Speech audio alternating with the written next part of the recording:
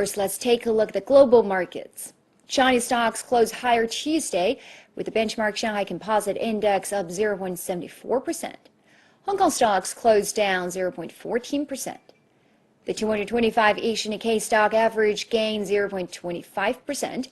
The U.S. dollar decreased against most major currencies on Monday as manufacturing data from the country came out below expectations. Oil prices settled higher for a fourth straight session Monday as Saudi Arabia and Russia said crude supply cut deal needed to be extended into 2018. Gold futures on the COMEX division of the New York Mercantile Exchange gained on Monday for the fourth consecutive session as the U.S. dollar keeps falling.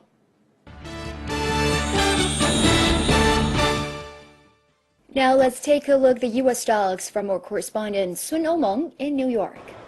Okay, let's take a look at the stocks market. U.S. stocks rose on Monday with the S&P 500 and the Nasdaq hitting record intraday highs as Wall Street cheered over soaring oil prices.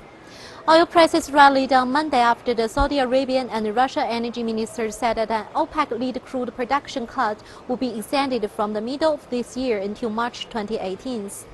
OPEC is due to meet in Vienna on May 25.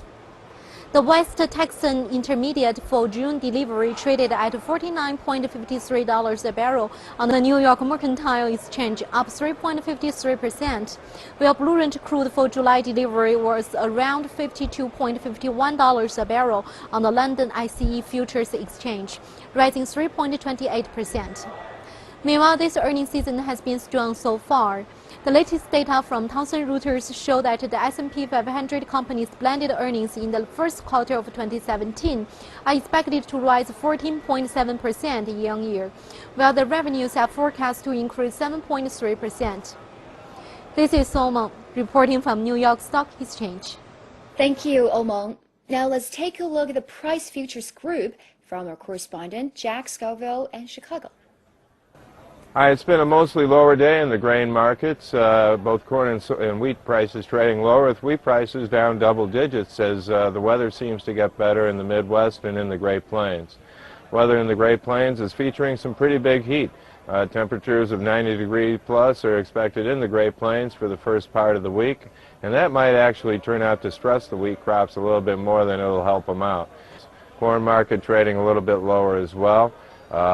Really no demand news for the corn market, and on the other hand, the supply news is rather good, as the weather has turned a lot drier here in the Midwest, and it's expected to remain drier for the next couple of days.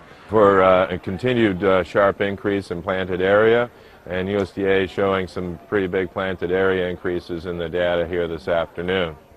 The bean market, though, holding a little bit better. Soybeans finding some support from continued talk of Chinese interest in U.S. soybeans. They're just having trouble buying them down in South America due to the tight farmer holding patterns down there. And that really doesn't seem to be changing at all, as the farmers really unhappy with the real versus the dollar or the peso versus the dollar, and really not making enough to justify selling soybeans into the export market at this time. Thanks very much. This is Jack Scoville. I'm Vice President of Price Futures Group here on the CME Group 4 with some comments for the markets today. Thank you, Jack, and we'll keep you updated on the daily agriculture futures.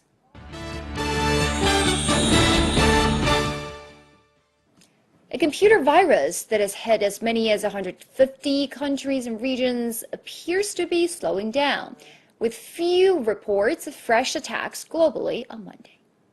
A spokesperson for police agency Europol said the situation in Europe now seems stable. In Asia, where many offices closed before the WannaCry ransomware struck on Friday, the attack has been less severe than expected. Despite the thousands of infected computers worldwide, on Monday, the White House said that under $70,000 had been paid. Payments could go up as the ransomware warned the cost would double after 3 days and threatened to delete files within 7 days if no payment was made. Computer giant Microsoft said the attack, which has affected hundreds of thousands of computers, should serve as a wake-up call. Among the organizations targeted worldwide have been Germany's rail network Deutsche Bahn, Spanish telecommunications operator Telefonica, U.S. logistics giant FedEx, and Russia's Interior Ministry. More economic news from Europe. According to international ratings agency Standard & Poor's, or S&P, it is likely that Italy's economy will shrink slightly this year.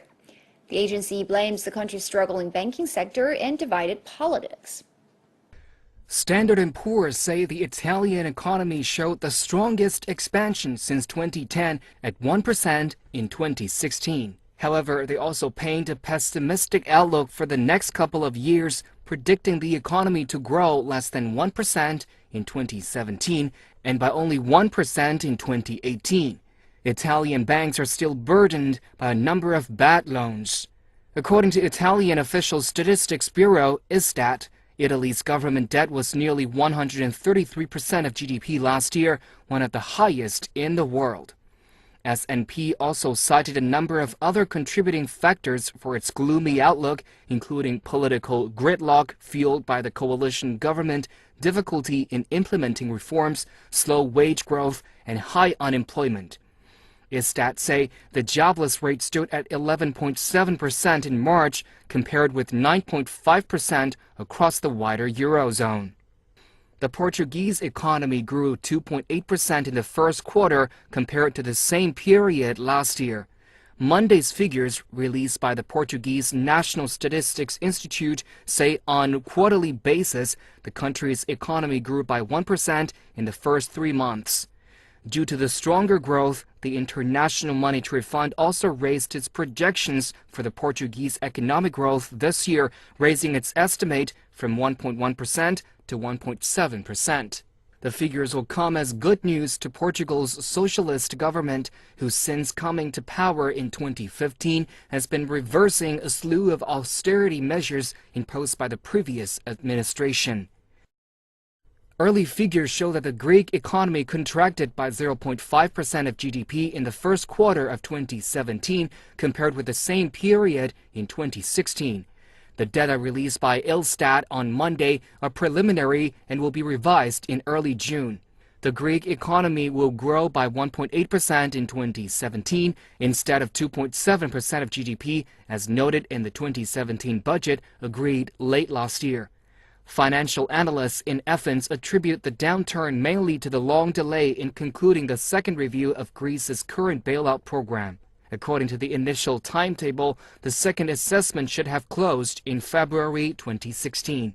Athens now expects that the review will close in the forthcoming Eurogroup meeting on May the 22nd after the ratification of the new package of measures by the Greek Assembly later this week. Official figures show that Egypt recorded a drop in unemployment for the first quarter of this year. New figures released by Egypt's Central Agency for Public Mobilization and Statistics on Monday showed Egypt's unemployment rate dropped to 12% in the first 3 months of the year. This was down from 12.4% recorded in previous quarter. The labor force survey for the January to March period showed that the workforce was estimated at just over 29 million, meaning that 79,000 more people were in work compared to the end of last year. Just over 3.5 million Egyptian workers were unemployed in the first quarter this year, down by 88,000 compared to the previous quarter. Unemployment remains a generational issue. The vast majority, 79% of the number of people unemployed in Egypt, are aged between 15 and 29 years old.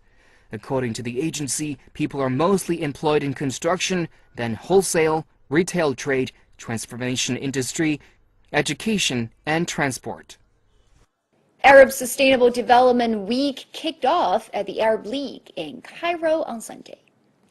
During the opening session, the Arab League chief Ahmed Abul Gate said that the international partnership helps the region meet the Sustainable Development Strategy 2030. الشراكة الدولية تشكل عاملاً أساسياً في تنفيذ خطة التنمية المستدامة. The presence today can assert my claim. In this process, I affirm the international community's decisive role in providing poor countries with new, additional, enough financial resources for helping implement their strategies, facilitating technology transfer, and building up the developing countries' potential enough to help achieve more sustainable development. The official developmental assistance remains an important source of the general funding for the majority of Arab countries. The United Nations Development Program Regional Director for Arab States, Dr. Murad Waba, called on uniting efforts to face complicated challenges in the Arab region. He said that before any sustainable development can be achieved, first the region needed peace and stability. The United Nations development system gets active in offering support to the Arab states through maps, mainstreaming bringing sustainable development strategy together within states' plan and budget, acceleration speeding up the progress for achieving sustainable development, and policy support enforcing policies in an integrated way for all over different UN's development agencies and organs.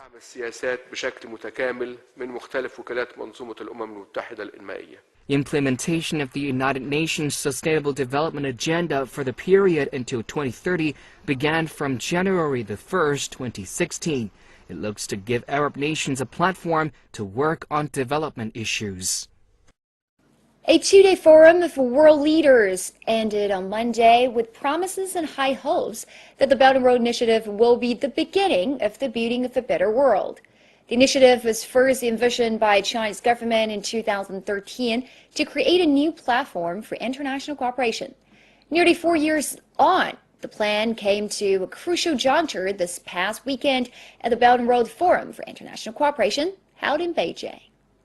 World leaders have brainstormed the advancement of the Belt and Road Initiative in a two-day event in Beijing with tight schedule. The forum is by far the most important meeting on the Belt and Road Initiative since it was proposed. Figures show 68 countries and international organizations have signed cooperation deals with China to carry forward the Belt and Road. Many were inked during the forum. But the progress did not just end there. The Chinese government said an outcome list of more than 270 items were formulated at the leaders' roundtable of the forum, setting the way forward. Major economies all sent representatives. So it's a very important project in a multipolar world because it's going to give us a perspective of better stability, and also it's a global project, not only political, not only economical, but also cultural. It's going to create bridges, create links between states and people. We understand that the maritime Silk Road ends at the Piraeus port of Greece. From there, the Chinese export goods have to be delivered somehow and on some way to the western part of Europe. And the best would be that if it happened through Hungary. So that's why we teamed up with Serbia, and we put together a common project to upgrade the railway line, to modernize the railway line between Belgrade, the Serbian capital, and Budapest, the Hungarian capital. Since 2013, the initiative has gone beyond vision and become a reality, delivering real benefits to countries along the routes. From Mongolia to Malaysia, Thailand to Turkey, and Laos to Lithuania, many projects, including high-speed railways, bridges, ports, industrial parks, oil pipelines, and power grids are being built and raising living standards for many along the routes. The World Health Organization Director General Margaret Chan and the International Committee of the Red Cross President Peter Maurer, who also attended the forum, gave the initiative the thumbs up.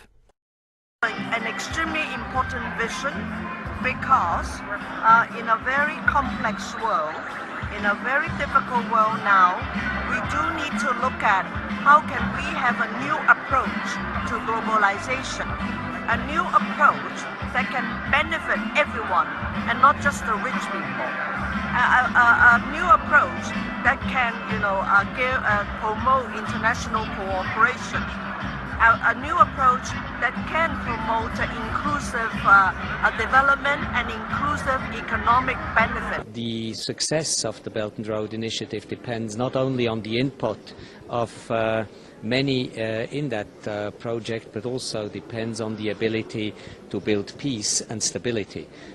Without peace and stability, it is difficult to imagine economic growth. Lawrence Brum, an American author and economist, said the Belt and Road Initiative could provide a fresh solution to countries which have been neglected over the years.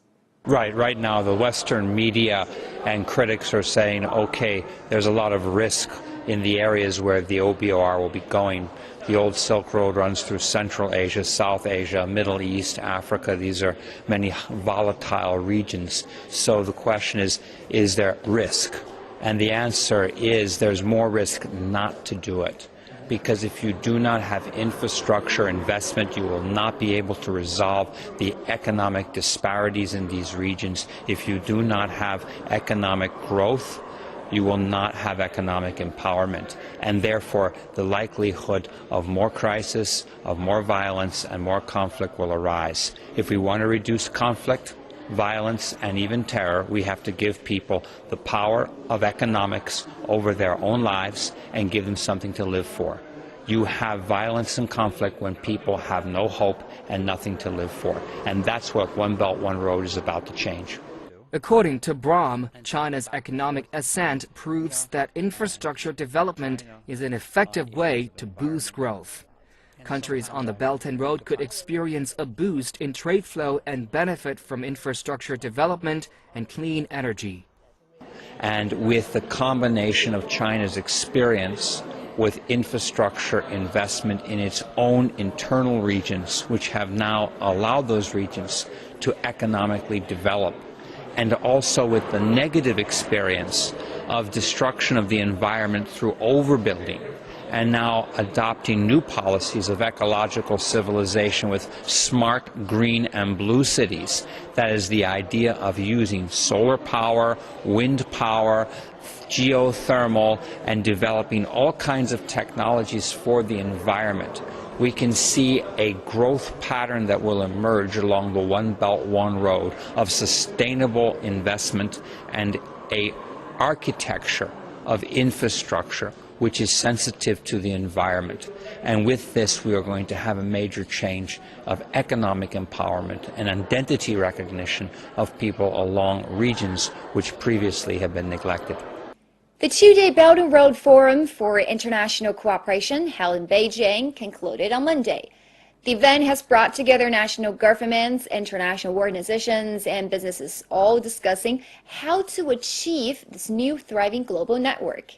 Cooperation is being organized over 5 key areas: policy, infrastructure, trade, financial, and people-to-people connectivity. What kind of policies will be designed to make such large-scale projects a reality? And how exactly will governments cooperate in the future? To help answer, today we bring you a special report looking at the first of these 5 key areas, policy making.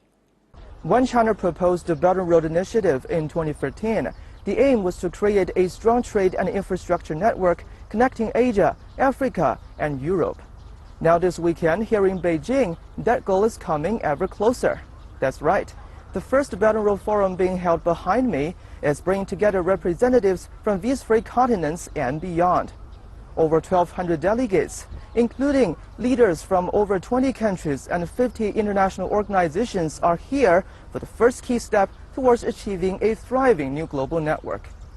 The forum will offer many opportunities for discussion among world leaders, and World Leaders Summit on Policy Coordination is worth special attention.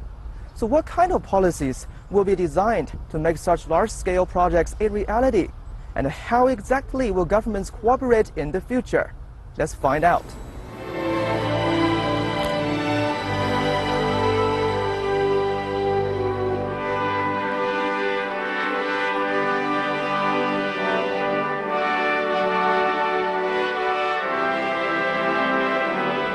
Right here at the National Convention Center, government officials, scholars, entrepreneurs, and other key figures have come together to discuss policy coordination on trade and development.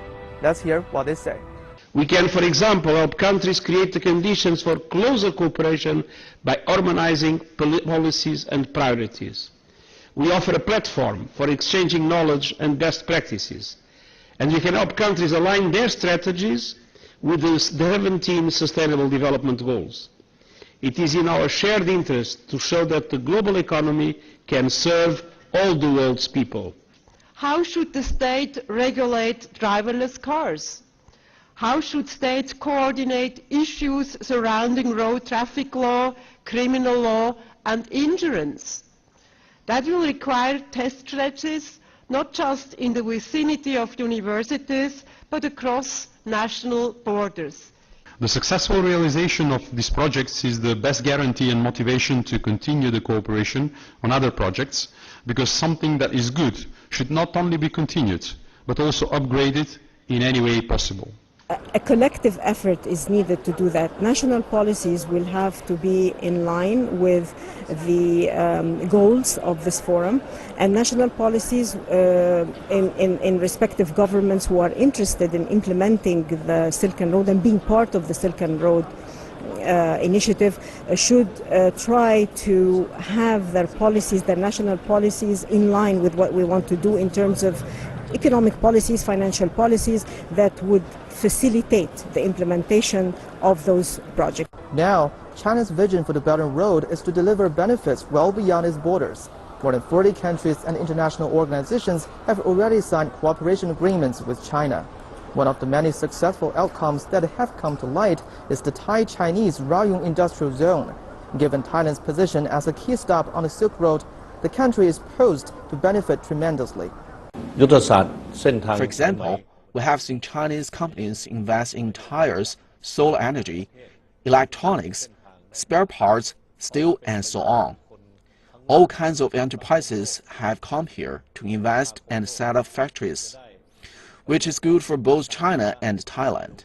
The Eastern Economic Corridor has a variety of benefits for Chinese investors. Our Thailand 4.0 economic strategy goal is to enhance the digital and technological age and rely less on labor to lower costs and improve production. Therefore, both Chinese and Thai entrepreneurs and will be able to reap benefits from Thailand's Eastern Economic Corridor and the government's 4.0 economic strategy. Thailand saw an increase of foreign investment in recent years, partly related to China's proposed Belt and Road Initiative and Go Global strategy. When China proposed the initiative, we believed it would attract investments for Thailand, as the country is along the Belt and Road. Due to their similarity, the Belt and Road Initiative has connected with a number of national or regional projects, including Russia-led Eurasian Economic Union, Mongolia's Step Road Program, Kazakhstan's Bright Path Program, Vietnam's 2 Corridors and 1 Economic Circle Plan, and Europe's Juncker Investment Plan. Also, as a result of policy coordination, a number of economic corridors have been proposed, starting with the China, Mongolia, Russia Economic Corridor, which was the first multilateral cooperation plan and initiative. That's really a lot of connections and coordination. Since the Belt and Road Initiative has produced promising results so early, delegates here can be confident the forum will provide new opportunities for cooperation around the world.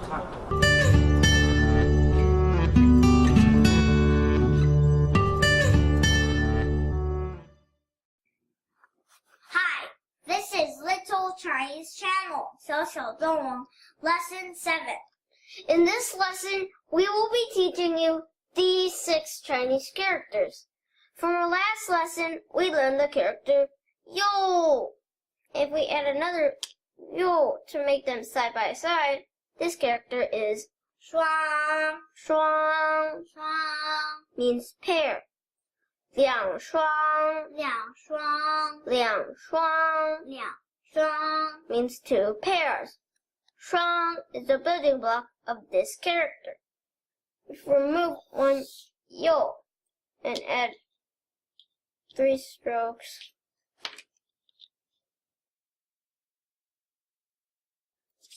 like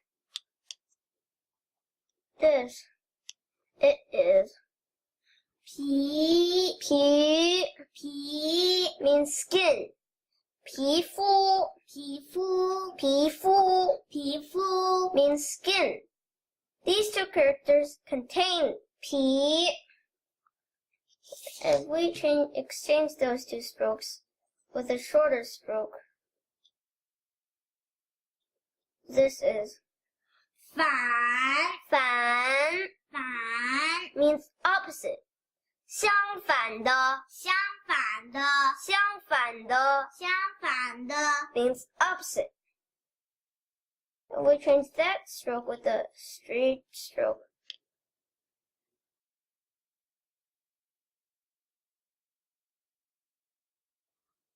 This turns into 友 means friend. 朋友 means friends. If we give that stroke a turn at the beginning,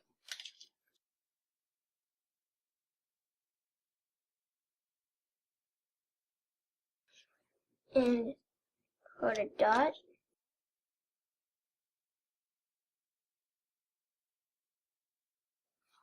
this is 发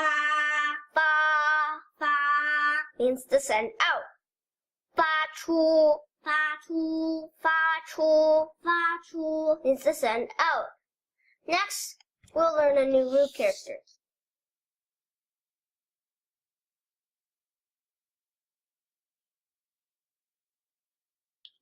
What's this? 匕 means dagger. 匕首 means dagger. It's time to write.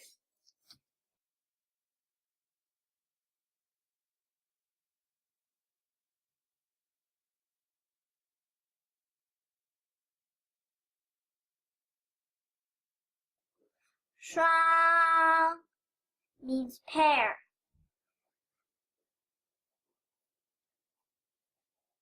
Pi means skin.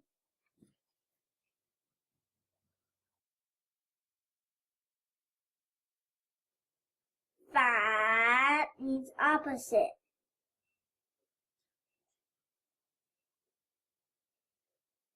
You means friend.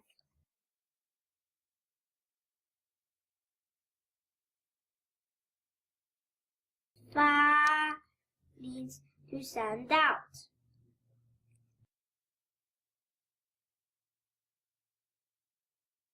Bi means dagger. Bye-bye, the lesson is done. And let's take a break.